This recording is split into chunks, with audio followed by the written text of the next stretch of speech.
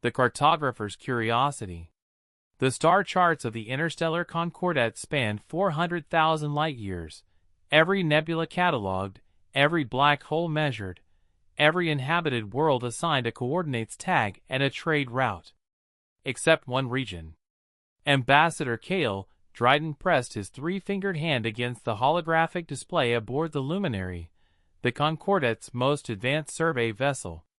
The map bloomed beautifully in every direction, until it reached a ragged, unspoken border.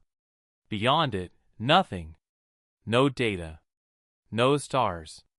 Just a polite, almost embarrassed blank. "Human space," whispered his assistant, a young Valorian named Pess, her bioluminescent frills dimming instinctively. Kale had spent 40 years mapping the galaxy. He had charted methane storms on Gorath 4 and catalogued civilizations so ancient they'd forgotten their own names. But this blank, this deliberate, conspicuous silence had always gnawed at him. Today, he decided he would ask.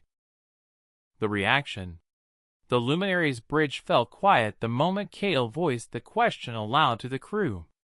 Chief Navigator Borith, a hulking Drinian whose species had sailed stars for 3 millennia, actually dropped his calibration tool. It clanged against the deck like a death knell.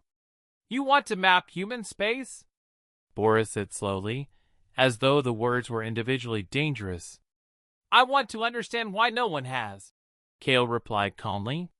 The silence stretched. The Therian engineer in the corner, old, gray-scaled, unflappable, quietly picked up her belongings and moved to a different section of the ship without a word. The two Pelori crew members exchanged a glance that contained an entire conversation. Pest tugged Kale's sleeve. "Ambassador," she whispered, "there's an old concordate saying, some edges of the map are edges for a reason." Kale straightened. "I'm a cartographer. Blank spaces are professional insults." The archive. He found his answers, or rather, the shape of them, in the Luminary's deepest archive files, accessible only to senior Concordate officials. The records were sparse, fragmented. Several had been redacted not by Concordate censors, but by representatives of 17 different species, each independently. What remained told a fractured story. 300 years ago, a Drinian survey fleet, 12 ships, veteran crew, had crossed into human space on a routine mapping mission. They'd sent one transmission back.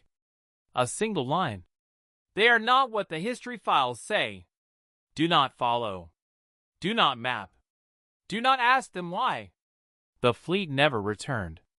50 years later, a Therian scientific delegation had been invited into human space by the humans themselves, a gesture of diplomacy. The Therians returned in 6 weeks, visibly shaken, and filed a collective report that had since been sealed. The only publicly available sentence read, "Humanity's relationship with their own space defies classification and should not be pursued further at this time." Kale sat back in his chair. At this time. That was 3 centuries ago. The human. He didn't have to wait long for the universe to answer. At the neutral trade station Veritas Point, Kale found her, a human woman named Mara Voss, sitting alone at a corner table, nursing something amber-colored in a glass. Humans were rare this far out. They traded, occasionally, but they never lingered. Kale sat across from her. She looked up with calm, dark eyes that seemed, for just a moment, to be evaluating distances he couldn't name. "You've been looking at the blank part of the map," she said. Not a question. "How did you? We always know." She smiled, not unkindly. "You want to know what's there. I want to know why no one will look." Mara considered this for a long moment. Outside the station window, stars drifted past in slow silence. "You've mapped the galaxy," she said finally. "You know what every civilization looks like from the outside, their wars, their borders, their growth. She paused. What we found inside our space is something that doesn't look the same from the outside. It only makes sense from within. And every species that's come to look. She turned her glass slowly. They leave changed in ways their people aren't ready for. What did you find? She stood, dropping a coin on the table, an old human custom he'd read. The map stops at our border, Mara said quietly, because we asked it to. Not to hide something dangerous.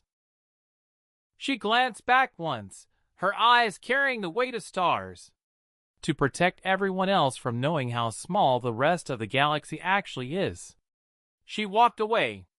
Kale looked down at the coin. On one side, a faded human face. On the other, stamped in plain letters, not a threat, not a warning. Just two words, keep wondering.